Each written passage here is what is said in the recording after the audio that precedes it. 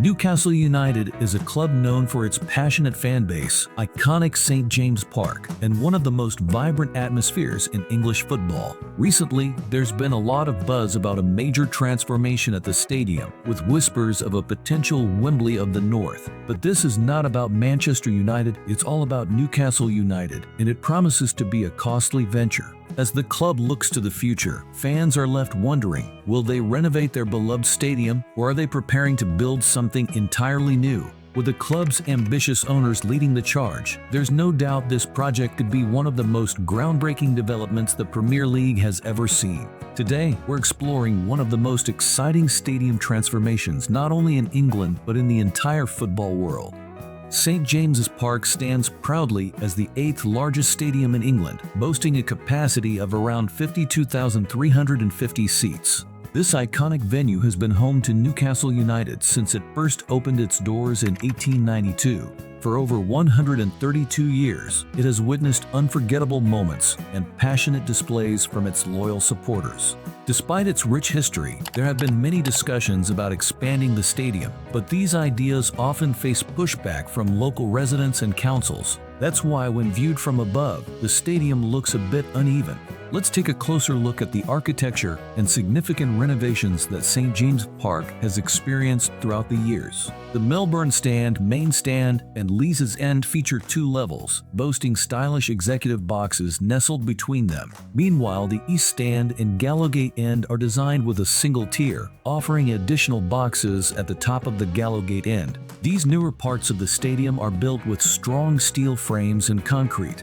In 1993, the stadium underwent an expansion that involved filling in the corners to create more seating, resulting in a uniform height across the stands. However, since that expansion, the Melbourne and Leazes ends have soared even higher, featuring an impressive glass roof that adds a contemporary touch to the stadium's traditional design. Interestingly, the roof above the Melbourne and Leazes complex, completed in 1998, is recognized as the largest cantilever structure in Europe, spanning an incredible 212 feet. This impressive feat of engineering surpasses the 190-foot cantilever at Manchester United's Old Trafford. Let's shift focus to the latest redevelopment plans for Newcastle United. As you may already know, the club is now under new ownership. In October 2021, Saudi investors took control of the club in a deal valued at around £305 million. This marked the end of Mike Ashley's 14-year tenure. The new owners are the same group behind several Saudi Pro League teams. Football seems to be their main passion, and they've set their sights on improving St. James Park. But here's the catch. While it's clear they want to stay at the iconic stadium and expand its current footprint, but there's one major question on everyone's mind. How are they going to navigate the serious challenges that come with this plan? It's no secret that this expansion won't be easy. One of the primary challenges lies behind the East Stand, where you'll find Grade 1 listed buildings. These structures are regarded for their outstanding architectural and historical significance, meaning any alterations in that area will face stringent regulations.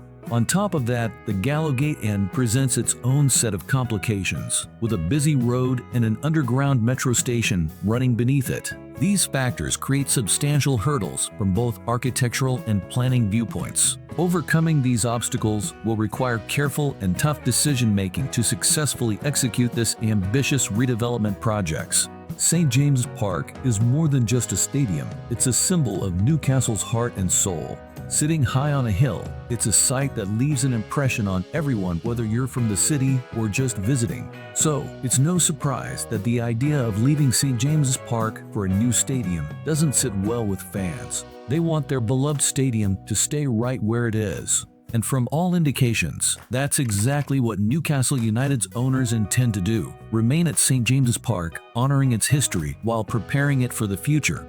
Have you ever wondered about the potential cost of Newcastle's new stadium? With the club now backed by the world's richest sovereign wealth fund, the Public Investment Fund (PIF) of Saudi Arabia, the possibilities seem endless. PIF, which controls over $700 billion in assets, has been rapidly expanding its influence in sports and entertainment, and Newcastle United is a key part of that strategy. Since acquiring an 80% stake in the club in 2021, PIF's involvement has brought a new era of ambition to the Newcastle United Football Club. Money is no longer an issue, and that gives the owners a lot of freedom to make bold decisions. But here's the thing, even though they have the resources to build an entirely new stadium elsewhere, they also know how much St. James Park means to the fans. Let's get into the details. If they did choose to move, there are two main locations being discussed. One is the Metro Radio Arena site near the River Tyne, and the other is Leazes Park, which is not far from the current stadium. But the question is, will they really leave the historic home of Newcastle United? St. James Park has been at the heart of the city since 1892, and it's more than just a place to watch football. It's a symbol of the club's identity. In fact, the idea of leaving St. James Park has always been a controversial one. Fans have made it clear they prefer to stay at the same location, and it seems like the owners are listening, as there's been a strong push to stay and expand the current stadium instead. This would be no easy task. One of the biggest challenges they face is the tight space around the stadium. The east stand is restricted by Grade 1 listed buildings, and behind the Gallowgate end, there's a road and a metro station. These are huge hurdles when you're trying to expand an old stadium, but the rewards could be worth it. Expanding St. James Park would allow Newcastle United to push their seating capacity up to around 70,000. This would place them on par with some of the biggest stadiums in the Premier League, like Tottenham Hotspur Stadium and Old Trafford. And for a club looking to break into the elite group of English football's Big Six, that kind of increase is crucial. Financially, it makes sense too. A larger capacity means more ticket sales, more merchandise, and more events.